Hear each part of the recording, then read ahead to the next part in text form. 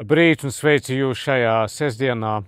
Mēs pārtraucam mūsu parastos lasījumus šodien, jo šodien ir mirušo piemiņas dienas pievakars vai diena pirms mirušo piemiņas dienu.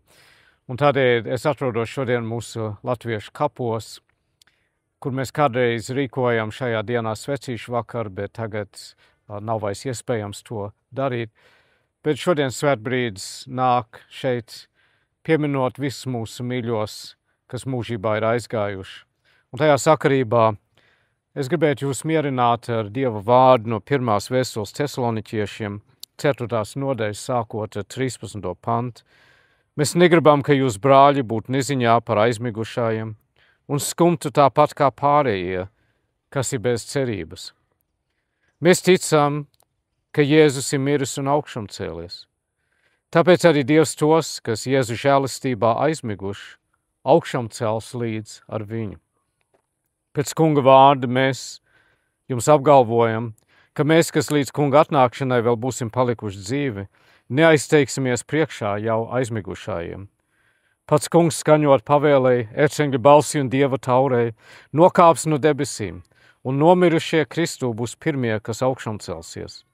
Pēc tam mēs pāri palikušie dzīvē visi reiz līdz ar viņiem, padebešos tiksim aizraut uz tikšanos ar kungu debesīs, un tad mēs būsim ar kungu vienmēr. Tad nu ieprieciniet citu ar šiem vārdiem. Apostils Pāvils rakstīja šos vārdus, lai mūs iepriecinātu, lai mēs būtu skaidrībā par tiem, kas aizmiguši, un lai mēs nenodotos skumjam kā tādi, kam nav cerības. Braucot šeit par kapsētu, es skatos dažādās nodaļās un vietās, kur cilvēks skumst bez cerības, jo viņi kalpo kaut kādai svešai reliģijai. Viņiem nav cerības uz augšām celšanos. Augšām celšanās ir centrāls mūsu kristīgai ticībai.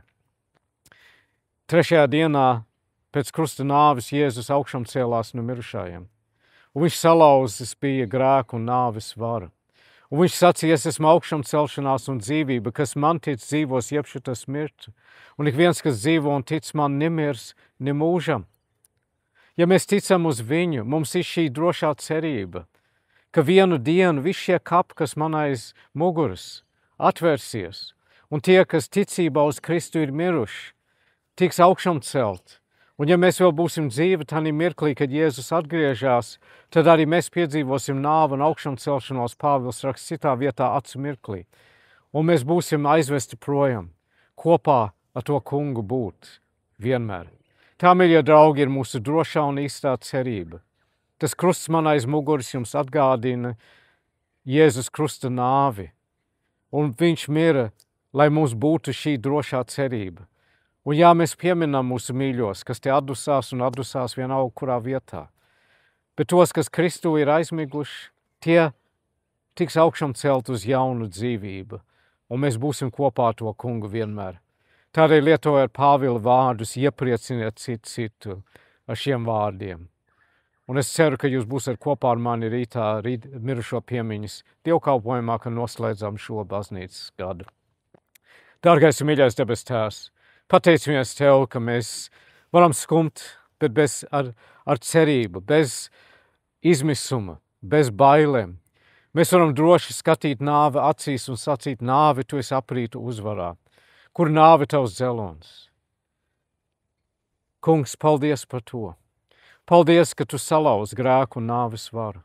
Paldies, ka tavs vārds dod mums drošu un īstu cerību uz augšām celšanos, ka vienu dienu tavā noliktā laikā Jēzus atgriezīsies, un tiks augšām celti visi, kas ticībā uz tevi miruši. Un mēs tiksim paņemti prom, būt kopā ar tevi, augšām celtā miesā, mūžīgi. Lai šī doma mūs iepriecina šodien, mēs ar mīlestību pieminam visus mūsu dārgos un mīļos. Kungs, kas atdusās šajos kapos, kas atdusās vienalga kurā vietā.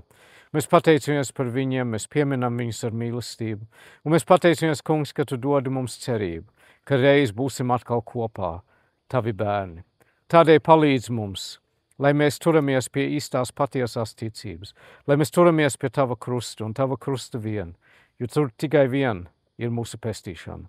Mīļais debes Tēvs, svētī šo dienu, Izlūdzamies Tava žēlistību un svētību pār mūsu zemi, aizlūdzam par mūsu valdību, aizlūdzam par tiem, kas ir augstos amatos, lai viņi būtu godīgi un taisni. Aizlūdzam, kungs, par mīļo dārgo dzimteni Latviju, kas attēlot man aiz muguras. Kungs, mēs lūdzam, lai Tava svētība būtu pār mūsu Latviju zemi, mūsu Latviju tautu.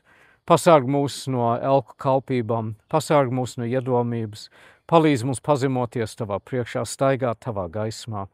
Kungs, dārgais, mīļais debes Tēvs, apžēlojies pār Ukrainu, esi žēlīgs. Mīļais debes Tēvs, mēs nododam Tavās rokās visus, kam ir sēras, kas ir bēdās, kam ir grūtības, ciešanas, slimības, kam nāvi tuvojas.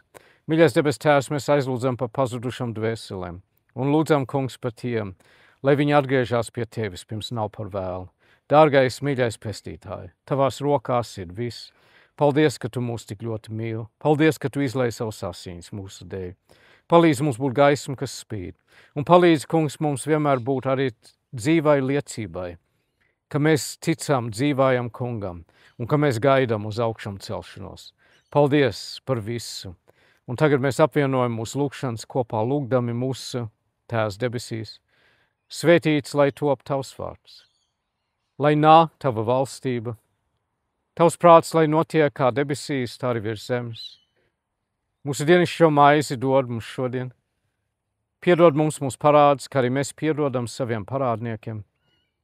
Neieved mūsu kārdināšanā, bet atpestī mūs no ļauna, jo Tev pieder valstība, spēks un gods mūžīgi mūžos. Āmen. Tā, mīļie draugi, lai svētīgi jums šī diena, Dievs ir jums, līdz atkal tiksimies. Kā es jau minēju, es ceru, ka tas būs rītdienas mirušo piemiņas dievkalpojumā.